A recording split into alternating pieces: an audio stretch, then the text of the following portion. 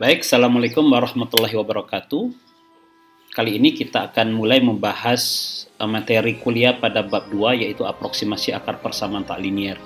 Sebelumnya akan diperkenalkan kepada mahasiswa bentuk-bentuk daripada persamaan tak linier yang paling terkenal dan sudah dikenal oleh mahasiswa sejak sekolah menengah kemarin, yaitu persamaan kuadrat. Persamaan ini berbentuk A kuadrat plus BX plus C sama dengan 0 dengan A tidak 0.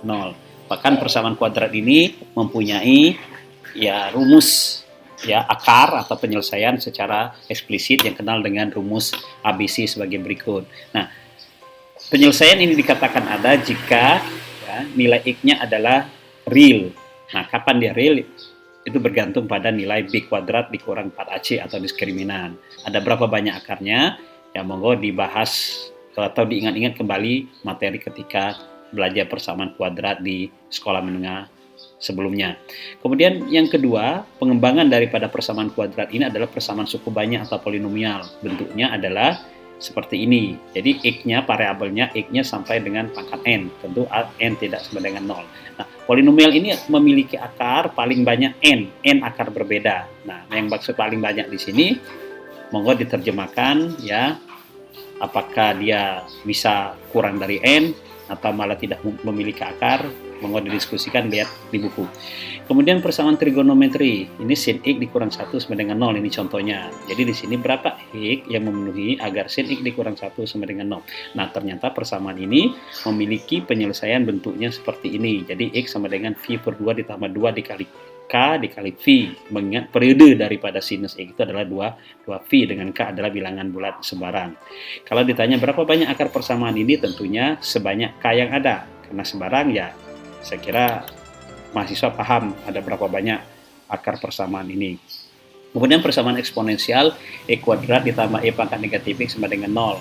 Nah, di sini tertulis persamaan ini tidak mempunyai akar. Ini minta dijelaskan mengapa. Satu hal yang bisa dijadikan prinsip dasar adalah ketika ada dua kuantitas yang dijumlahkan sama dengan 0, maka kemungkinan pertama kedua kuantitas itu harus sama-sama 0. Kemungkinan kedua kuantitas itu harus berlawanan, artinya satunya negatif ya, yang satunya positif dengan nilai yang sama. Katakanlah negatif 5, satunya positif 5. Satunya misalnya 3, satunya negatif 3. Nah, silakan dicek apakah kedua kemungkinan itu tidak mungkin terjadi, sehingga Anda bisa menyimpulkan persamaan ini tidak memiliki akar. Jadi permasalahan pada persamaan tak linear itu cukup kompleks. Dari bentuknya juga sangat beragam, kemudian keberadaan atau eksistensi akarnya itu sulit dideteksi, kemudian kalau sudah tahu ada akar, banyaknya akar juga sulit dipastikan, dan hampir tidak ada, kecuali dalam kasus persamaan kuadrat, akarnya mempunyai formula eksplisit ya, hampir tidak ada kecuali rumus ABC pada persamaan kuadrat yang sudah kita sampaikan sebelumnya. Ini sebagai ilustrasi pada contoh 1-2 di buku, itu kita harus menentukan jari-jari R. Jadi variabelnya di sini adalah R yang harus memenuhi persamaan ini, di mana V dan V itu adalah sebuah konstanta. Nah, ini kalau dikerjakan dengan rumusnya tidak ada, sehingga harus dikerjakan dengan aproksimasi ya, menggunakan metode numerik. Begitu juga pada contoh 2.3, kita harus menentukan angka pertumbuhan populasi lambda. Di sini variabelnya lambda yang memenuhi persamaan ini ya. Cukup rumit ini. 1000 lambda dikali I pangkat lambda dikurang 1025 lambda dikurang 435 sama dengan 0. Berapa lambda yang memenuhi ini? Ingat, lambda di sini karena dia mempunyai makna angka pertumbuhan, ada syaratnya. Syaratnya harus positif. Oke, sebelum kita menerapkan salah satu metode aproksimasi, kita harus dulu memastikan bahwa akar persamaan itu ada ya, ada di dalam sebuah interval ya, sehingga kita ketika kita menerapkan sebuah metode, tujuan kita sudah jelas, akan mencari akar yang dimaksud. Nah, oleh karena itu perlu kita pahami tentang cara untuk mengidentifikasi apakah persamaan itu memiliki akar atau tidak. Salah satunya adalah menggunakan teorema lokasi akar sebagai berikut. Teorema sederhana saja ya. Ada dua syarat kalau fungsi yang merepresentasikan persamaan tak linear. Nah, ini persamaan tak linearnya fx sama dengan 0. Kalau dia continue, ya, satu dia continue ya, artinya kurvanya tidak terputus. Yang kedua, perkalian FA dikali FB-nya negatif. Artinya kalau perkalian dua bilangan negatif, mereka itu berbeda tanda, satunya positif, satunya negatif.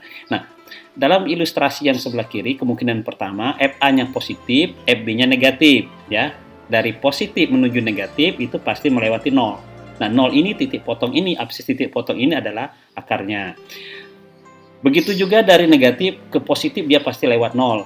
Nah, inilah yang menjadi akar daripada persamaan tak linear itu. Oke, silakan untuk penjelasan lebih lanjut beberapa kemungkinan-kemungkinan ada di buku halaman 36 sampai 37 dibahas di sana.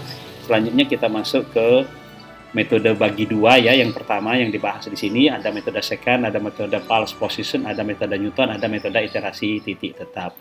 Kita bukan hanya menggunakan metode secara prosedural, tapi kita akan menjabarkan, menurunkan dari mana metode itu berasal, ya. Kemudian kita juga melakukan analisis yang kritis terhadap berbagai kelemahan daripada setiap metode. Kemudian kita juga melakukan analisis terhadap akurasi atau konvergensi atau galat yang dihasilkan oleh masing-masing metode yang akan kita pelajari.